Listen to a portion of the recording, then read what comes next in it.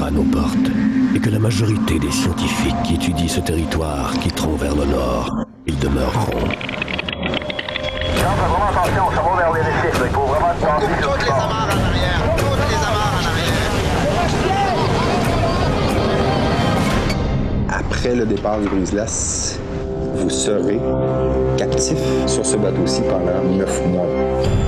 Ils sont venus ici pour prendre le pouls d'une nature fragile. Pour vivre au rythme des saisons et du temps. Explorateurs, scientifiques, cinéastes.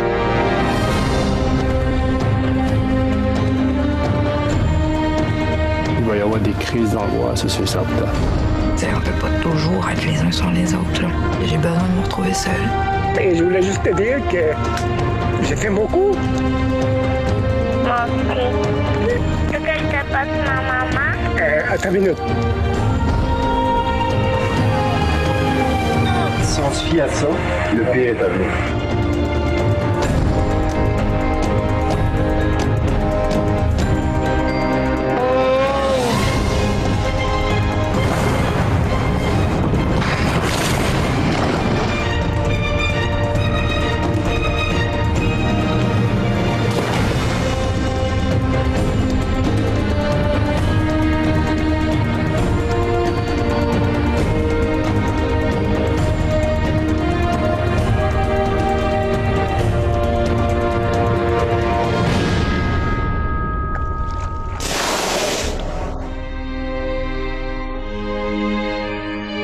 Le dernier continent.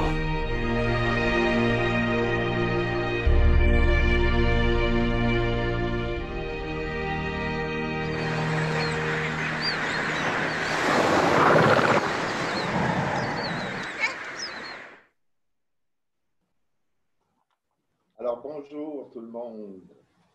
Attendez, voilà. Bonjour tout le monde. Merci beaucoup d'être là. C'est très, très apprécié. C'est un auditoire très international. Alors, je ne vous souhaiterai pas bon matin ou bonjour ou bonsoir, ou en tout cas, prenez ce qui vous convient. Je suis ici au bureau de Montréal avec Mariano Lopez. Et Mariano va nous entretenir évidemment de tout ce qui est petits trucs en confinement. Pour faire un petit historique, il faut reculer assez loin. 2001, on a acheté un bateau, peut-être la plus grande folie qu'on a fait de toute notre vie. Et on a décidé de partir pour aller sensibiliser la planète aux effets des changements climatiques. Il faut se rappeler qu'à ce temps-là, les changements climatiques n'étaient pas quelque chose de très, très populaire. Il fallait faire beaucoup d'éducation pour parler de ce qu'étaient les gaz à effet de serre, par exemple. On est donc parti, on a fait la première mission qui s'appelle Mission Arctique et on a été en 2002 le 7e bateau de l'histoire de la navigation à réussir le passage du Nord-Ouest en une seule saison. Vous avez une photo où on voit ce bateau devant un iceberg là, ça a été vraiment 6 mois assez fantastique. Et quand on est arrivé à la fin de ce 6 mois, quand on est arrivé, en fait, quand on a passé le détroit de Bering, c'était le temps de revenir vers le sud. Et on avait tous l'impression qu'on avait touché à quelque chose, puisqu'on avait été entouré de 6 mois de nature et de silence. Et donc, l'idée a commencé à germer pour qu'on recommence tranquillement cette aventure-là. Alors, peut-être qu'on peut montrer cette photo là, de ce bateau avec devant le iceberg pour vous donner une idée de ce qu'était cette mission arctique. C'était vraiment fantastique à cette époque-là parce que les changements climatiques avaient déjà touché, évidemment, toute la partie arctique, mais il fallait la documenter. Et on a pris des risques. On a été pris dans la glace longtemps. On a failli être emprisonnés par les glaces, mais ça nous a donné le goût, en fait, de continuer, de poursuivre ce genre d'aventure, puisque déjà, on avait commencé à faire des diffusions en direct du bateau avec le public. Et Et là, on voyait l'impact qu'on pouvait avoir pour la sensibilisation des changements climatiques. Donc, on est revenu. Ça a pris 2 ans de préparation pour préparer l'autre mission qui était pour moi vraiment le rêve d'une vie, c'est-à-dire la mission Antarctique. Et donc, on savait que si on partait pour l'Antarctique, on partait pour longtemps puisqu'on avait décidé de faire un hivernage là-bas. L'hivernage, ça veut dire que quand le dernier brise-glace quitte, vous êtes 9 mois emprisonné par les glaces. C'était du moins les plans au point de départ. Pour préparer cette mission-là, on savait que l'année précédente, les Chiliens avaient fait une expédition qui avait mal tourné. Il y avait eu 6 morts lors de l'expédition. Donc, c'était vraiment une préparation assez particulière. On a monté une équipe et je me souviens de certaines réunions préparatoires là, où vraiment c'était un engagement total pour les gens qui acceptaient d'aller vivre ça parce qu'on voulait devenir des témoins privilégiés des effets des changements climatiques. Je me souviens d'une réunion célèbre dans le bateau avant de partir où il fallait préparer les différents protocoles. Parce que quand les choses tournent mal, c'est important d'avoir un protocole qui est bien identifié parce que sinon, vous ne réagirez pas de la bonne façon si vous n'êtes pas préparé. Et nous, il fallait prendre comme décision, par exemple, qu'est-ce qu'on fait si un d'entre nous perd la vie? Est-ce qu'on ramène les corps? Est-ce qu'on laisse les corps là-bas? Et donc, c'est le genre de réunion préparatoire qui, parfois, n'était pas tout à fait dans le bon ton, mais qui était essentiel puisque, évidemment, nous, on avait décidé que les corps allaient revenir avec nous. Donc, il y avait tout un protocole, sortir un congélateur à l'extérieur du bateau, amener l'alimentation, positionner le congélateur pour pas qu'on passe à côté d'un de nos amis évidemment, si cette situation tragique arrivait. Bref, ça s'est bien passé. Tout le monde est revenu en bonne forme. Et c'est important de savoir aussi que pour moi, qui avait décidé d'entraîner beaucoup de gens dans ce rêve un peu personnel, il y avait beaucoup de sacrifices qui sont faits avant le départ, je dirais 8 mois avant le départ, essayer de couper tous les ponts autant avec les attaches personnelles, pour être certain que la concentration pour la prise de décision était vraiment toute là. Donc, je ne voulais pas avoir quelqu'un qui m'attendait sur un quai, par exemple. Donc, beaucoup de chambardement pour préparer cette mission-là. Et c'est là où j'ai un ami, Mariano Lopez, qui était tout désigné pour être notre spécialiste en santé mentale. Et donc, on a eu plusieurs rencontres avec Mariano et j'ai réussi à le convaincre. Alors, je vous présente Mariano Lopez. Bonjour, oui, en effet, il m'a convaincu. Il a essayé, je pense qu'il m'a closé, comme on dit, après 10 fois, parce que c'était quand même, il faut l'accepter, c'était un projet qui était un peu fou, puis qui demandait énormément des convictions. Moi, juste pour que les gens qui ne me connaissent pas, j'ai un bagage en intervention sociale. Je ne suis pas né à Drummondville. Je suis né à Buenos Aires, en Argentine, et ça fait quelques décennies que je suis au Québec. Et j'ai travaillé en prévention, en intervention au niveau des abus de substances en centre. J'ai travaillé en double diagnostic, ça veut dire des gens qui sont atteints d'une maladie mentale et problème des toxicomanies.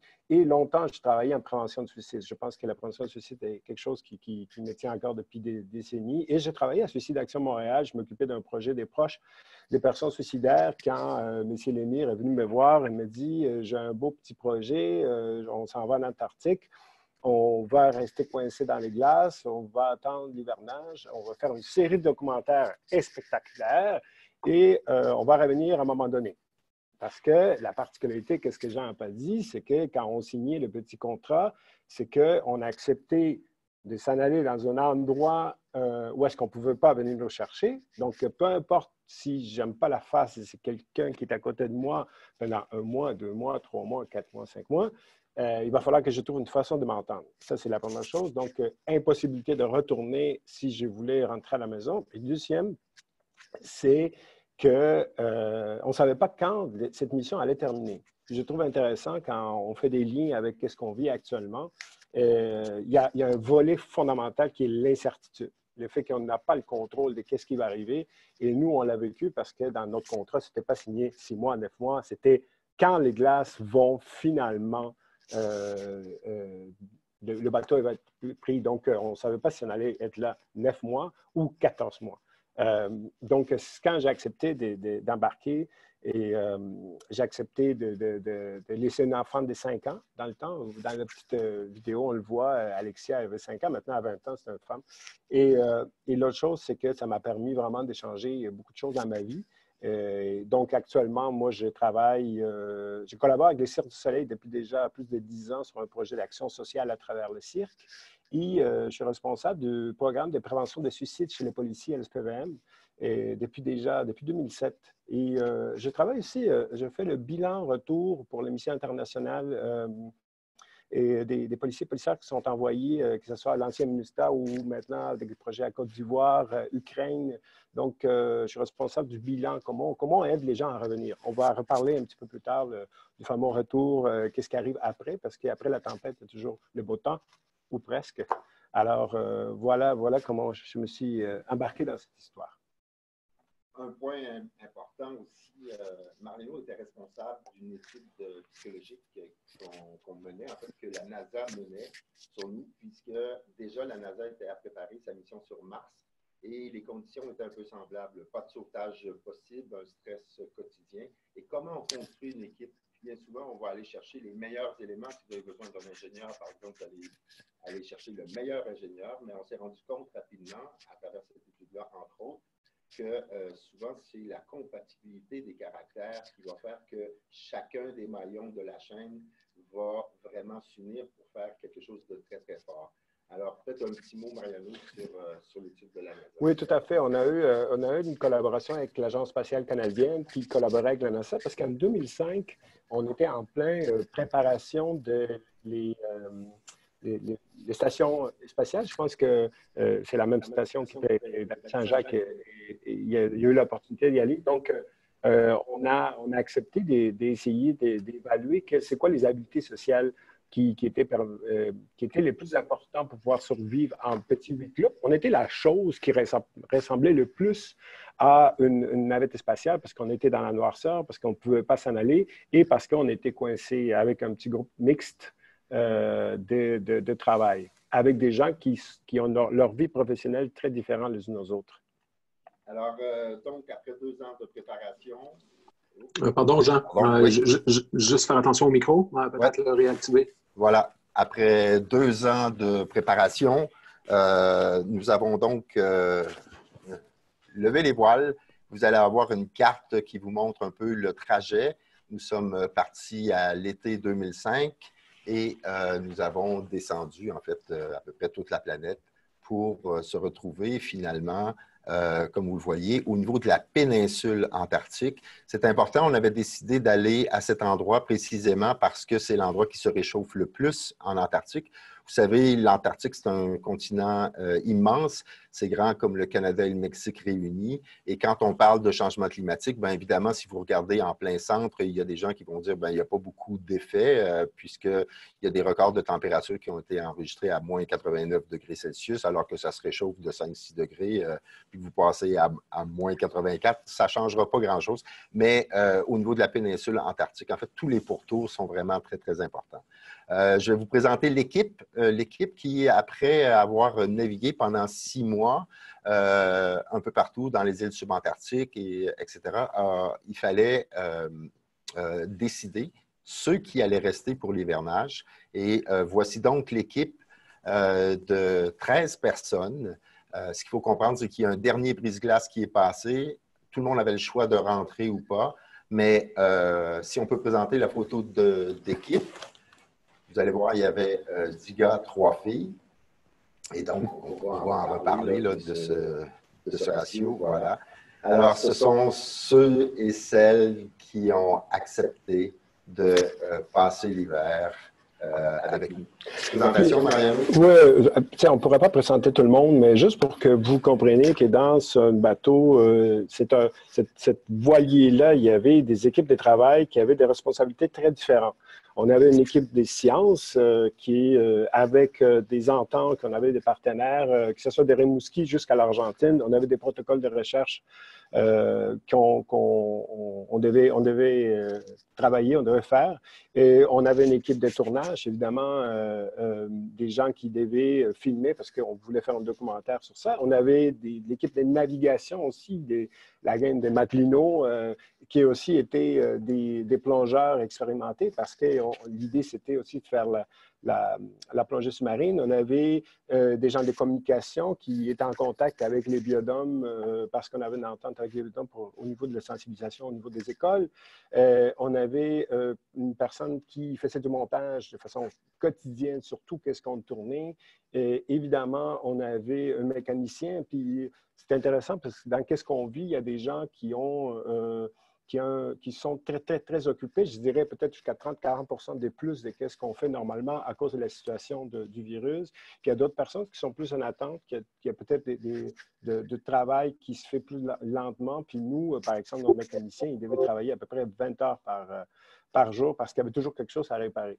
Et on avait aussi un médecin à bord, François Prévost, qui était par moments très occupé, puis par d'autres, il a déjà réparé, il a cousu des doigts, il a fait des plombages, il a fait une baigne pour quelqu'un qui s'est cassé le coccyx.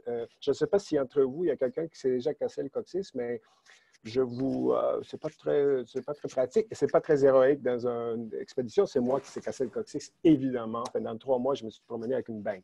Donc, et dans cette équipe-là, on avait aussi une cuisinière qui a la particularité de partir avec les congélateurs pleins, puis plus qu'on avançait dans l'aventure, mais c'est évident que le choix de nourriture était diminué et elle savait qu'à vers la fin du voyage, elle allait rester très peu de choix de nourriture parce qu'on avait de la nourriture. Alors, ça a été vraiment quelque chose d'épique. Je vais vous montrer la photo de notre premier site d'hivernage qui va vous montrer, en fait, c'est un site qu'on avait choisi avec plusieurs experts et tout ça. Donc, on avait décidé d'aller dans une petite baie très, très étroite qui faisait à peu près 100 mètres de long par 40 mètres de large. Pour vous donner une idée, là, le bateau fait 8 mètres de large, donc évidemment, c'était relié par beaucoup d'amarres qui nous retenaient entre les rives. C'était un site vraiment choisi parce qu'on s'est dit c'est un des premiers endroits où la glace va venir nous emprisonner. Et donc, on va passer les 9 mois bien solides dans la glace. Malheureusement, avec les changements climatiques, on s'est retrouvé avec une situation où il a plu vraiment beaucoup plus que prévu. On n'a jamais eu de glace vraiment. Si vous regardez juste en face, il y a un récif et on avait choisi ce site-là parce que le récif devait empêcher les icebergs de rentrer. Mais évidemment, les choses ne se sont pas tout à fait passées comme prévu. On avait, vous voyez, c'était les anciens bâtiments d'une base de l'Argentine. On avait construit un pont pour se rendre dans ces bâtiments-là. Et ça, c'était nos repères. On pouvait donc trouver un peu de solitude et tout ça. Et on était vraiment bien installés jusqu'à ce que, comme il n'y avait pas de glace, la tempête arrive. Et là, je m'excuse d'ailleurs, le seul extrait que j'ai trouvé, il est en anglais, mais je pense que vous allez bien saisir l'esprit de cette nuit où les vents se sont mis à souffler à 100-120 km/h dans notre petite baie. Et là, ça n'a pas été tout à fait comme prévu selon les vidéos, s'il vous plaît.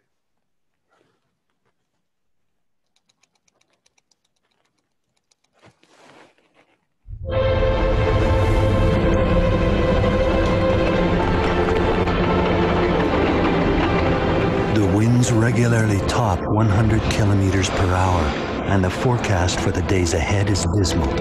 If the lines that keep us moored to the shore are snapped by the wind, our 650-ton vessel will be smashed on the rocks.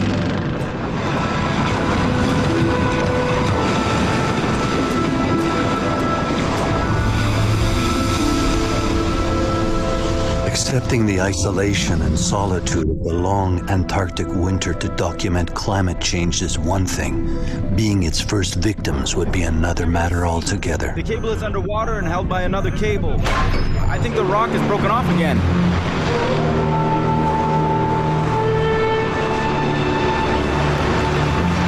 We're at 700 reps. Because if we have to get out of here, we'll release the bridge.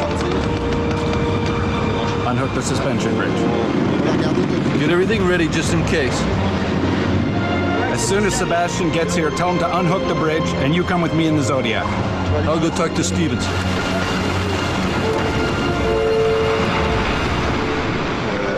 We have to be ready to go, because when they break like matchsticks. You'll wait for our signal because I don't want any lines getting caught. Caught in the propeller? In the propeller. But if we have to get out, remember there's a reef right in front, so you have to go a little... We have to bear the port. A bit. 2 more lines have just given way to port. 2 port lines have given way. We'll try to fix that. Sebastian! No, we're coming! Hang on!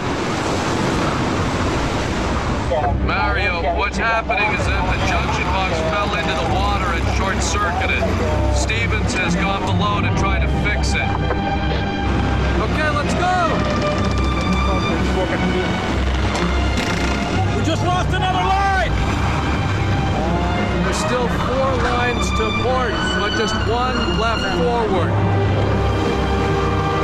We have no time left, Mario. Forget the repairs and prepare to evacuate. Lower the hook. We're bringing up the Zodiac. Mario, the green rope! Loose the line. Let it go. Look, I suggest we stay at the ready, but the task be assigned on deck, but if it gives way, we get out of here. We're out of here. That's for sure. We need to get everyone back in the wheelhouse. Talk to everyone. Hey, bring an axe, Mario. If you need to, just cut the lines. Look at that one coming in, Stevens. Yeah, that's a big one. Stand by to evacuate.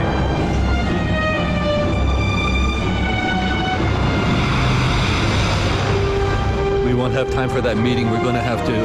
Evacuate? We'd have to evacuate. Prepare to evacuate? There's no choice. We have to get out. Okay, Sands, get the axes. We're getting ready to leave now. Okay, I'll go get the axes. Emily, we'll go get the survival suits. I want them handy.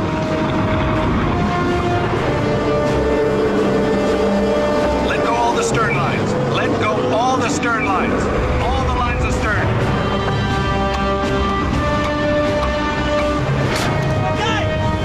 Okay, we're free. You can go.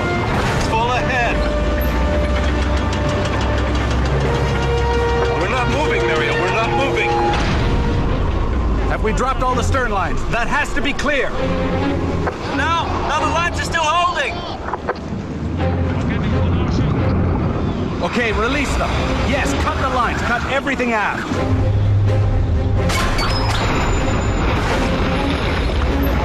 All right, we're moving. We're moving. Be very careful, John. We're going onto the reefs. Shift to starboard. Turn hard to starboard. I lost the bow thruster. There must be a line caught in it. 1,100 revs. Okay, we'll keep the engine at 1,100 revs. We'll move further forward and wait.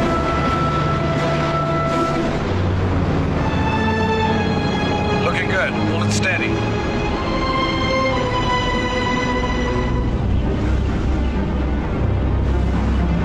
There's the coastline.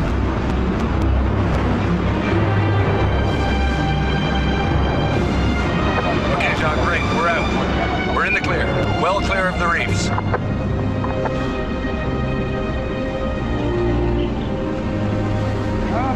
What a drag to have to leave. Yeah. Yeah, and all the lines are cut.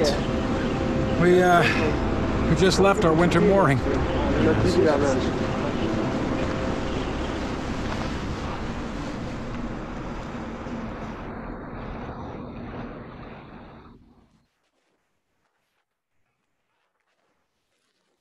Ce fut toute une épopée, toute une nuit, évidemment, avec les vents, la tempête, évidemment, la noirceur.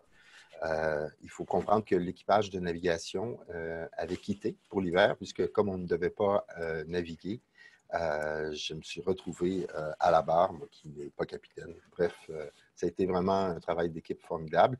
Et je vais vous montrer une carte qui montre un petit peu où on a pu se rendre. On a choisi un nouveau site d'hivernage durant la nuit et on a donc navigué.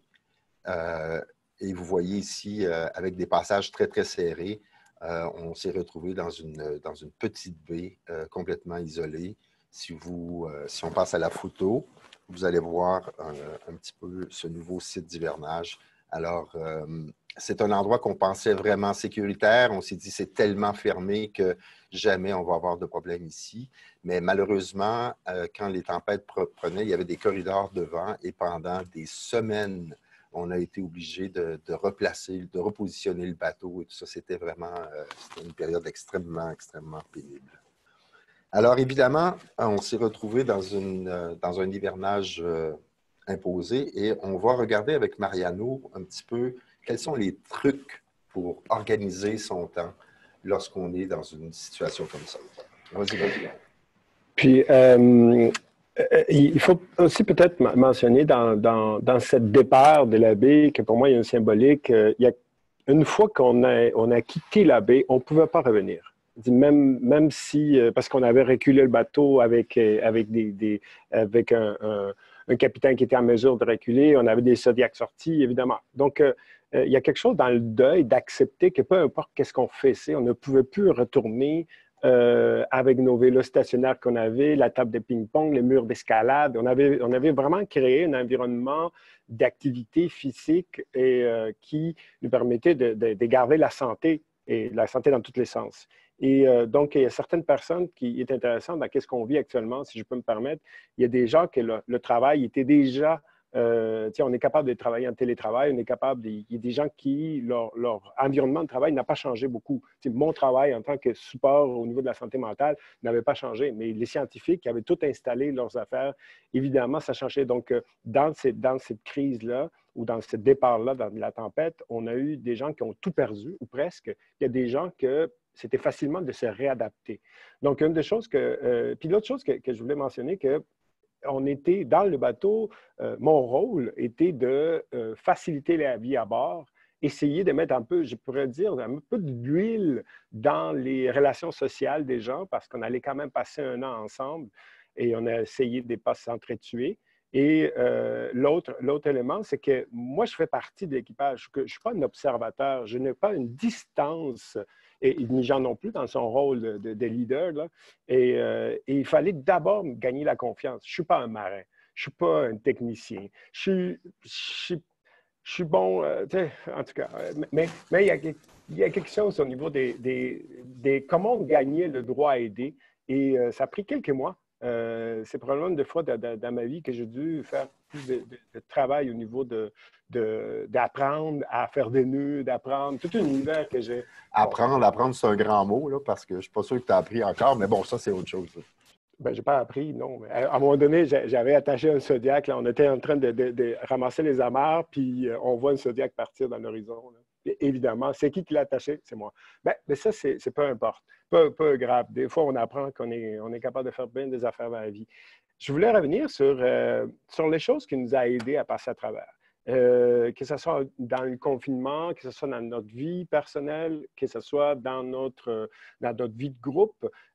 Parce que d'abord, avant tout, pour qu'on soit capable d'aider les autres, il faudrait que nous, on trouve une façon de passer à travers. Si on est capable d'aller dans le petit slide de trucs, je vais passer à travers ça, si ça va. Puis je pense que, je ne sais pas, toi, Jean, moi, je ne suis pas très habitué à faire des webinaires. J'essaie de voir la réaction du monde. Puis c'est moi, c'est juste en face que fasse. Bon, en tout cas, mais j'imagine que les gens sont « wow » comme ça. C'est ça que j'imagine. Ça n'a pas besoin de dire non. Donc, il y a quelque chose qui a été fondamental, puis je pense que vous l'avez déjà entendu dans beaucoup d'experts qui parlent aux médias actuellement sur l'importance des rituels. L'importance de se créer une routine personnelle et une rituel qui n'est pas juste au niveau de ma vie, sinon des gens qui sont autour. Jean a décidé, il avait amené une petite machine à faire du pain, et finalement, il l'a fait lui-même. Donc, il faisait du pain à tous les matins. À tous les matins. Et d'autres éléments qui me paraissaient importants, c'est que notre chef d'équipage, à un moment donné, il a dit, même avant de partir, il disait, moi, je vais vous demander que le matin, à chaque fois que vous vous croisez, évidemment, actuellement, on ne pourrait pas faire ça, mais on pourrait trouver d'autres façons d'avoir des rituels d'équipe on devrait se donner la main puis se dire « bon matin ». Puis se regarder dans les yeux comme ça, donner la main puis dire « bon matin ». Ce bon matin a été vraiment un symbole de connexion, de reconnaître. Vous le savez peut-être mieux que moi, il y a beaucoup d'équipes de travail qu'on va directement à la tâche sans prendre le temps de dire bonjour au monde. Puis ça, pour moi, ça fait une différence énorme. Cette poignée de main qui peut devenir aussi un thermomètre de comment est-ce que les gens vont à la longue. Et il y a une autre chose qui me paraissait intéressante, c'est que dans les équipes, on a des gens qui aiment ça, faire des muffins, ils aiment ça de faire des sucre à la crème, ils aiment ça se rappeler des anniversaires, ils aiment ça faire... Tu sais, il y a des gens que juste unleash, puis vont avoir un impact positif dans le climat du groupe, même de façon en télétravail. Et moi, en aidant Serge Goudreau, qui était un assistant plongeur et matelot, j'ai vu qu'il y avait une boule disco. Puis dans sa... Il se dit, on s'en va en Antarctique pendant un an, coincé la glace, qu'est-ce que tu fais avec la boule disco? Lui, il avait planifié de faire un party chaque jour du mois, genre le 1 de 1, le 2 de 2, le 3 du 3, le 4 du 4, puis un party, pas juste comme les autres, là, un party où est-ce qu'on devait déguiser, on devait trouver un endroit sur le bateau, que ce soit la timonerie, la salle des machines.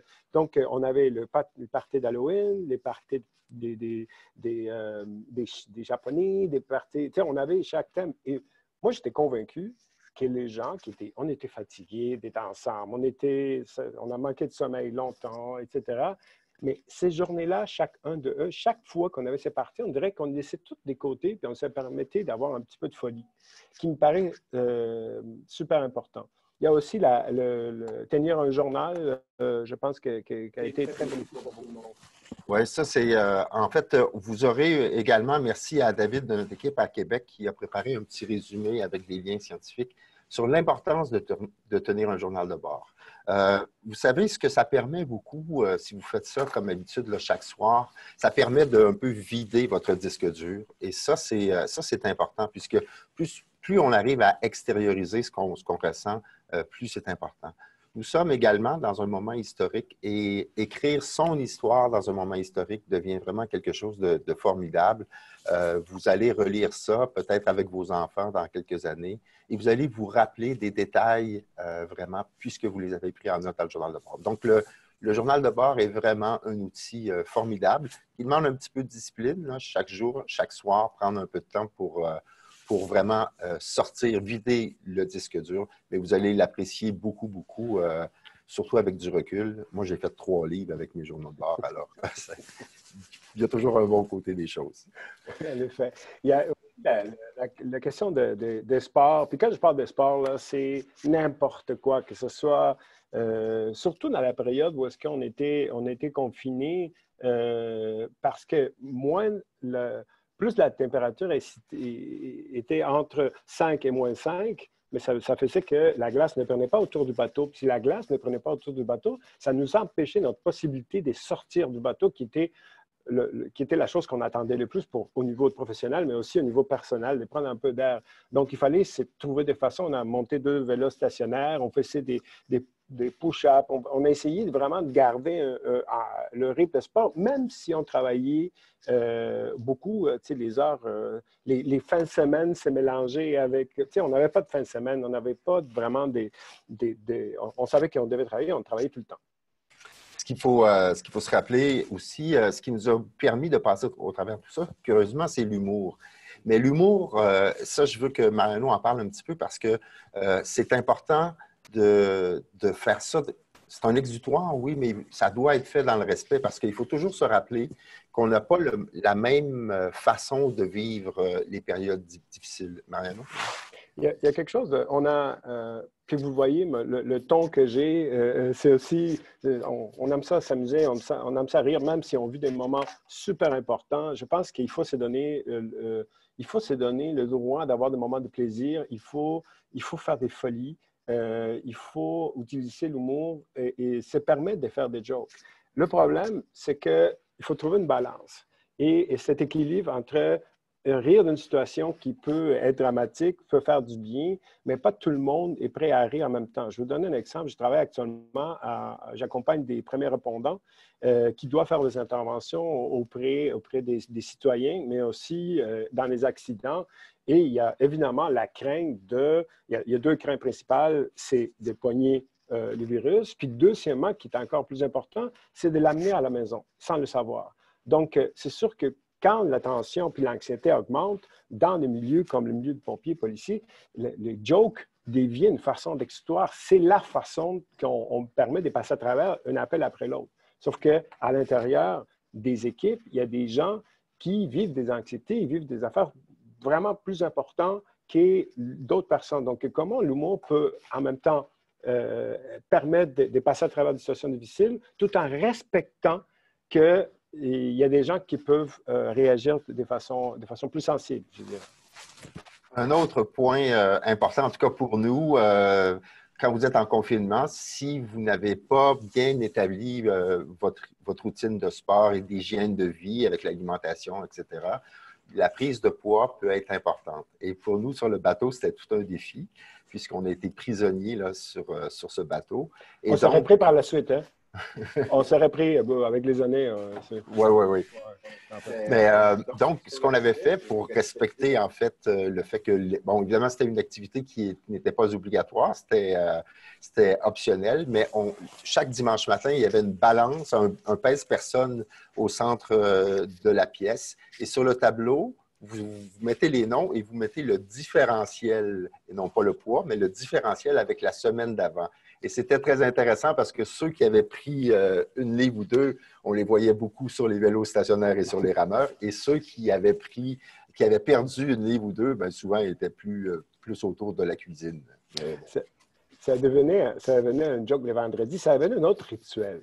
C'est peu importe l'activité ou l'action qu'on faisait, il y avait comme un sorte de crescendo de « OK, le vendredi, on va faire ça », puis on voyait quelqu'un qui mangeait un dessert, dire « Ah, la PC de vendredi », il y avait un qui disait « Babette, pas de lunettes ». Donc, évidemment, les lunettes devenaient un petit poids qu'on pouvait enlever. Tout ça pour vous dire qu'il y avait quelque chose de sympathique de créer ce rituel, puis c'est garder en santé en même temps. Également, il faut vraiment, ça c'est important, se donner le droit de s'isoler. C'est important que chacun respecte la bulle de l'autre. Et ça, c'est vraiment, trouvez-vous un endroit. Je connais même des gens ici à Montréal durant la crise qui se sont montés une tente sur leur galerie. C'est important de se donner le droit de s'isoler. Je vais rapidement passer au lien avec la nature parce qu'évidemment, pour nous, on était peut-être dans un des endroits les plus spectaculaires de la planète, mais ça aussi, c'est important. Donnez-vous le temps d'aller en nature. C'est vraiment une source de réconfort et je dirais, pour recharger les batteries, là, il n'y a rien comme une marche et tout en respectant, bien sûr, toutes les consignes. Et je vous dirais, c'est une occasion d'apprivoiser le silence. Apprivoiser le silence parce que souvent, peut-être par crainte, on a tendance à masquer le silence tout le temps, alors que ce sont les clés pour faire un voyage intérieur qui peut être très, très important en cette période de confinement. Le silence, on le masque tout le temps. On est bombardé d'informations. Comme ça évolue très vite, on veut suivre ça au jour le jour. Mais c'est important de se donner du temps pour le silence.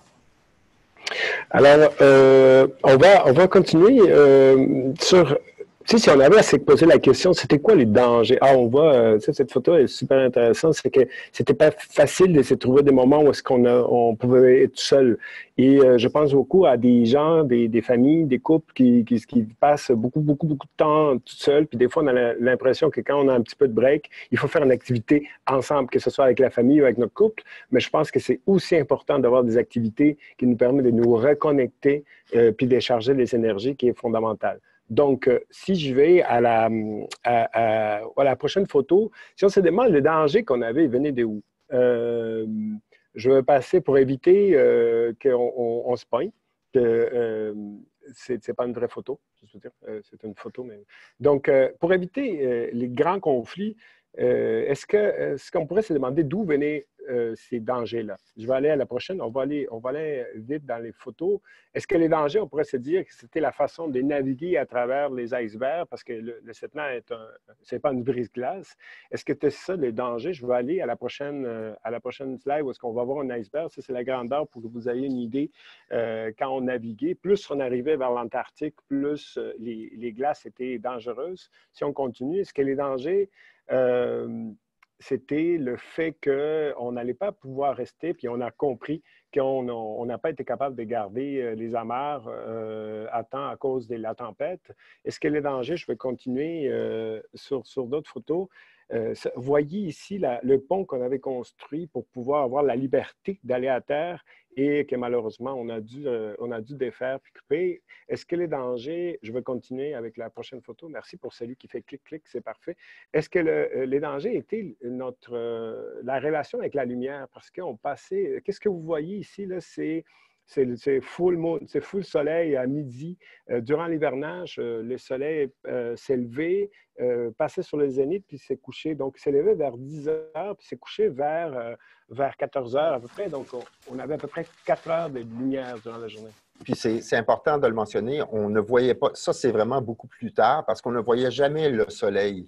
On savait qu'il se levait quelque part, mais donc on avait une lueur entre 10 heures le matin et 2 heures l'après-midi, mais sinon on était dans l'obscurité totale et on travaillait donc avec des lampes de luminothérapie pour rétablir notre cycle circadien pour que tout le monde soit vraiment sur le même horaire. Oui, tout à fait.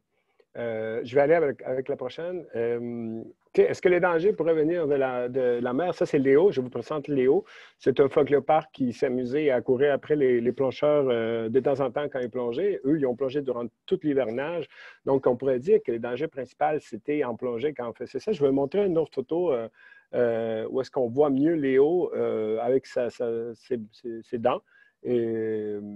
Est-ce que le danger, c'était cette relation qu'on avait avec la nature qui pourrait nous amener? Je vais continuer. Est-ce que c'est lui le danger? On le trouve cute, là. Ça s'appelle Rusty, pour ceux qui se demandaient comment s'appeler. Je vais continuer à la prochaine. Donc, je pense que le danger principal, c'était notre capacité de trouver l'équilibre individuel, ça veut dire d'avoir une routine, de trouver une façon de gérer nos émotions. Je m'en souviens d'un exemple, à un moment donné, François Prévost, qui était médecin, il vivait des affaires intenses et il a décidé d'écrire sur un papier tous ces sentiments-là, parce que lui, en tant que médecin, ne pouvait pas juste sortir ses émotions comme ça, puis il est allé brûler la feuille comme un symbolique de dire « je n'ai pas de contrôle sur ça et je laisse aller ». Je pense que la symbolique, des fois, donc chacun avait ses stratégies pour passer à travers et j'aimerais peut-être aller avec quelques questions que vous pouvez vous poser actuellement. Donc, j'irai à la prochaine slide. C'est que pour trouver un équilibre, pour essayer de prendre soin de soi, comment est-ce que... Je poserai les questions, puis si vous pouvez avoir un petit 5 secondes pour essayer, vous imaginer comment vous reconnaissez actuellement que vous allez bien. C'est quoi les signes? Chacun, on le sait quand on va bien. C'est qu'est-ce qui fait que vous reconnaissez que vous allez bien? Pensez-y 5 secondes, là, je vous donne. Et par la suite, comment vous reconnaissez que vous allez moins bien? Là, il y a plein d'éléments. Des fois, je peux me permettre la mèche courte. On sait que l'irritabilité est un signe, c'est un signe de détresse pour beaucoup de monde. Et comment ça rend compte qu'on va moins bien?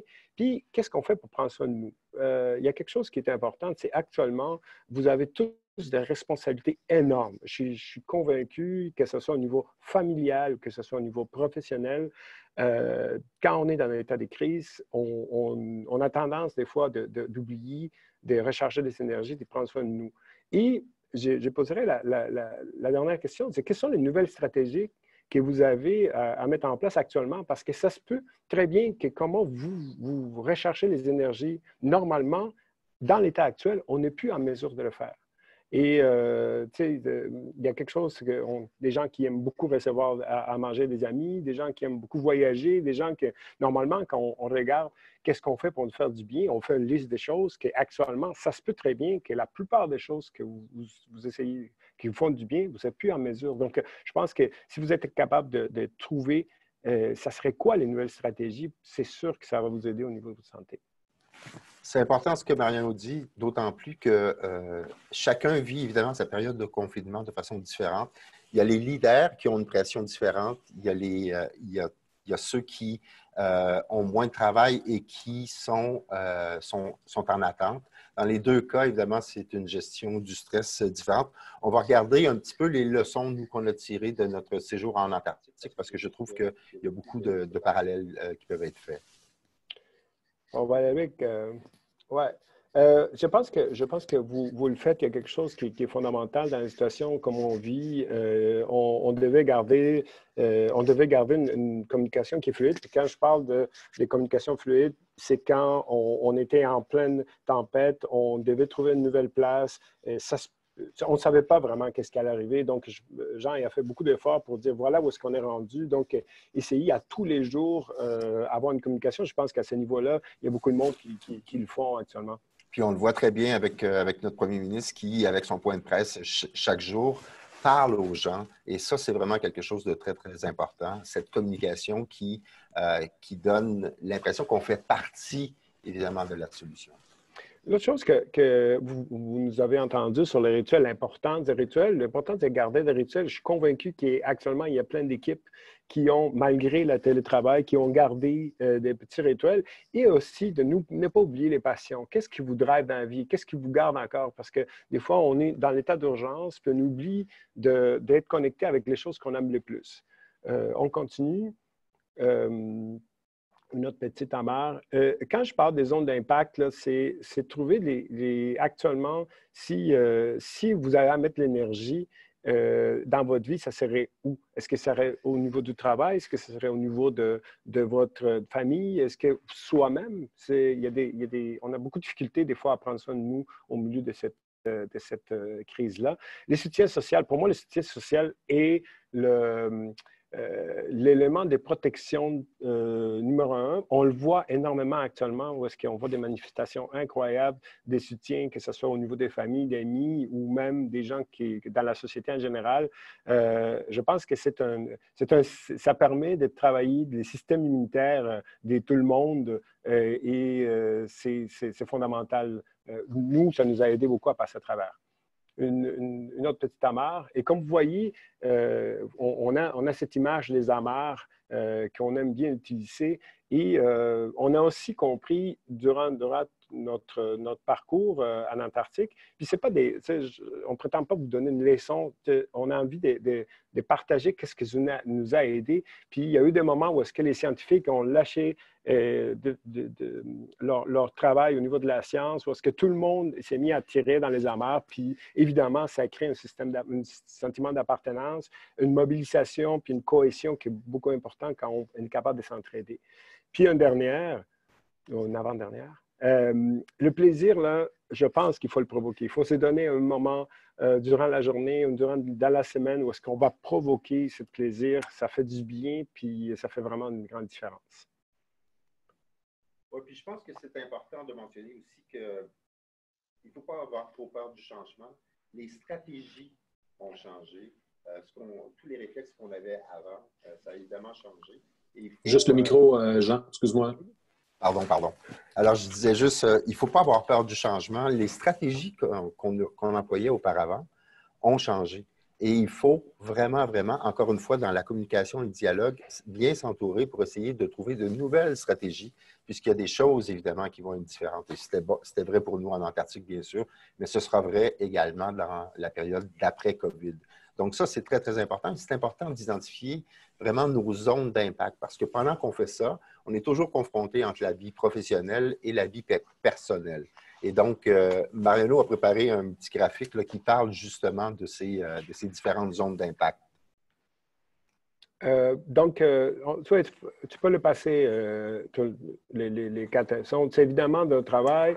C'est comme ça se peut que votre tarte, là, actuellement, c'est beaucoup, beaucoup, beaucoup de travail ou pour certaines, beaucoup, beaucoup de familles, puis on essaie de trouver le moment de travail. Donc, c'est intéressant que si vous avez à identifier actuellement, ce serait où que dans les prochaines semaines, ou je dirais les prochaines 24 heures, où est-ce que je pourrais mettre de l'énergie? Si j'ai à choisir un aspect de ma vie pour garder l'équilibre, c'est à quel endroit on va être. Il y a beaucoup de gens, tu sais, je ne veux pas embarquer sur la question du couple, là, il y a beaucoup de gens qui ne sont pas habitués à rester avec leur partenaire, c'est leur temps dans une maison, puis des gens qui sont à l'extérieur, qui sont un peu déconnectés, mais peut-être comment est-ce qu'on peut garder les contacts avec les autres.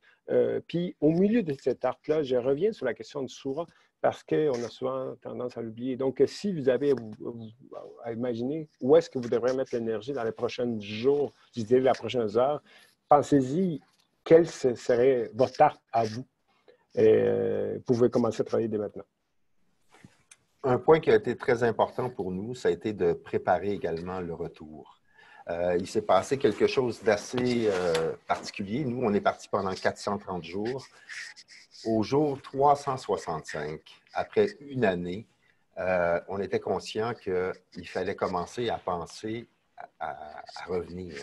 Et un retour à la normale, ce qu'on appelle la normalité, c'est très relatif, ça se prépare.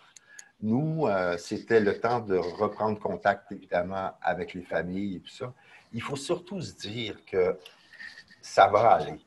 On va sortir la tête de l'eau comme cette baleine et on va être capable vraiment de s'adapter parce qu'on va avoir développé beaucoup de trucs comme la solidarité, etc.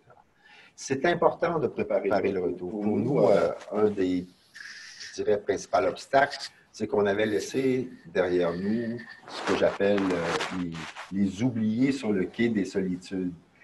Ces gens-là, ce sont des gens qui nous ont attendus. Ce sont des gens qui étaient nos proches. Et il y avait vraiment quelque chose à aller chercher. Il fallait revenir. Nous, on avait vécu à 300 000 à l'heure pendant 430 jours. Les gens ici avaient été plutôt en stand-by et donc il y avait quelque chose de très... En fait, on était convaincus qu'on avait changé à travers toute cette expérience-là. Et les gens qui sont restés derrière n'avaient pas probablement vécu le même taux de changement. On était convaincus qu'on était différents et une chose est certaine, c'est qu'on était surtout convaincus que nous ne voulions pas nécessairement retourner exactement dans le même standard de vie parce que les choses avaient changé. Et c'était très difficile, évidemment, de retrouver nos proches puisque nos proches représentaient un petit peu ce que nous étions. Et donc, ça a été assez difficile. C'est peut-être, je sors un peu du contexte du COVID, mais c'est peut-être la partie la plus difficile pour moi puisque nous étions 13 et sur les 13, en fait, il y a un seul couple qui a survécu à cette aventure. Ne faites pas de lien avec le COVID, là. On n'est pas du tout dans le même cas extrême, mais ça a été quand même quelque chose de très difficile. Mais c'est important de bien préparer ce retour. Vous savez, pour nous, il y a eu quelque chose de vraiment particulier. Évidemment, c'est une expérience extrême, mais on a tous l'impression qu'il y a une partie de nous-mêmes qui est restée là-bas. Là. Ça a changé nos vies. Il y a vraiment une partie de nous, je dirais, qui est probablement restée sur un glacier quelque part, mais en même temps, il y a beaucoup, beaucoup de positifs à tirer de leçons comme ça. Je pense qu'on va sortir de cette période avec des habitudes différentes, avec des valeurs un peu transformées, et c'est important je pense qu'on est en train de vivre un retour plus à l'essentiel, et il va falloir évidemment qu'on essaie de conserver le meilleur de tout ça. Je vous ai préparé une petite vidéo juste parce qu'on vous a parlé beaucoup de l'Antarctique.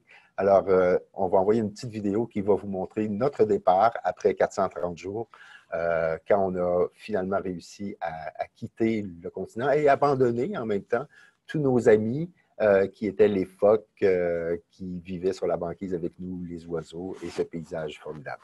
Vidéo, s'il vous plaît.